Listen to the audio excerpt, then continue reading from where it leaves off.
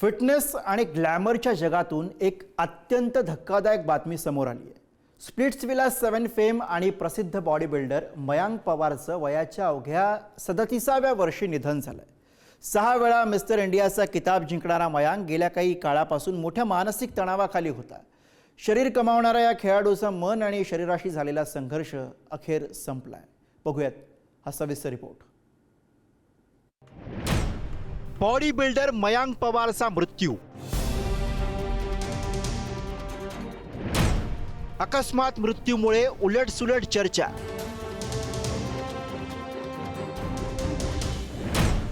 पत्नीचा विरह की यकृताचा आजार, कशामुळे घात?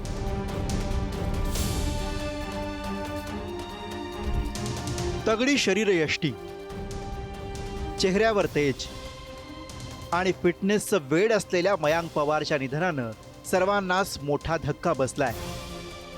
23 फेब्रुवारी 2026 रोजी मयांकने अखेरचा श्वास घेतला। तो बाहेरून जेवढा फिट दिसत होता तेवढाच आतून खचलेला होता का, असा प्रश्न त्याच्या निधनानंतर सतावतोय।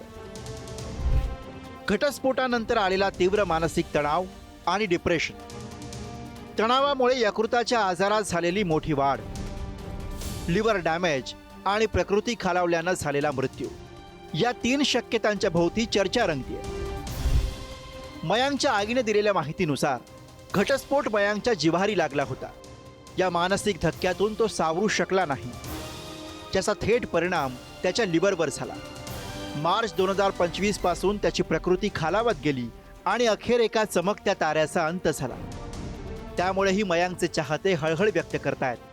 आपल्या फिटनेसने अनेकांची मनं जिंकणारा मयांक पवार नेमका कोण होता हे जाणून घेऊ।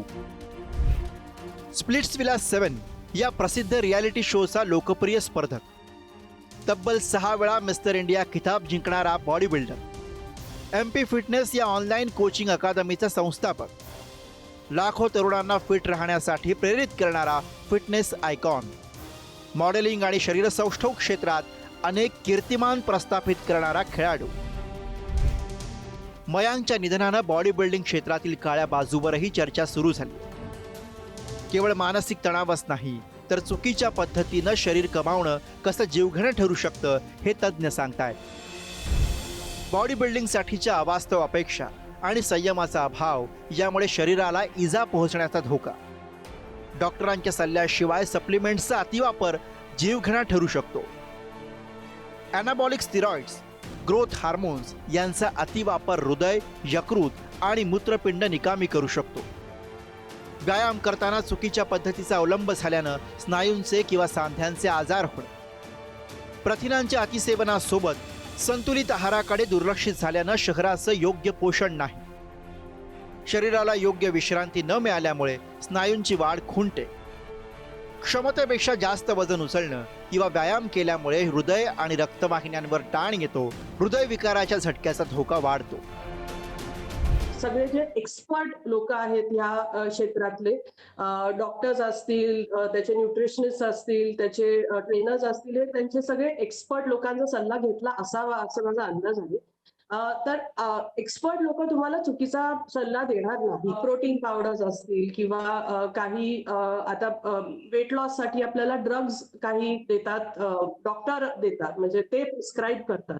तर अशा गोष्टी जर का डॉक्टरांनी दिलेल्या तुम्ही प्रिस्क्राईब केलेल्या घेतल्या तर त्याच्यामध्ये रिस्क खूप कमी असते, कारण ह्याचा खूप रिसर्च झालेला आहे। जी त्यांची उदासी दुसऱ्या कुठल्या तरी गोष्टीमध्ये सतत गुंतवून ठेवून त्यापासून, त्या उदासीपासून पळून जाण्याचा प्रयत्न करत असतात। आणि असं पळून जाणं हे नेहमीच त्रासदायक असतं, कारण ते जे उदासीचे जे काही विचार, त्या भावना जर आपल्या मेंदूमध्ये असतील तर त्याचा शरीरावर दुष्परिणाम होत राहतो। काही प्रकारचे स्ट्रेस, फ्रस्ट्रेशन त्यांना असू शकतं आणि त्या फ्रस्ट्रेशनपासून पळून जाण्यासाठी ते स्वतःला अधिकाधिक बिझी, एक्झरसाइज करत राहणं, असं हे एखादी माणूस करत राहू शकतो। मयांक पवारचं जाणं हे केवळ त्याच्या कुटुंबाचं नुकसान नाही, तर फिटनेस क्षेत्रासाठी मोठी हानी आहे। ग्लॅमरच्या जगामागे दडलेला मानसिक दबाव किती भयानक असतो हेच या निमित्तानं पुन्हा एकदा समोर आलंय। ब्युरो रिपोर्ट, पुढारी न्यूज।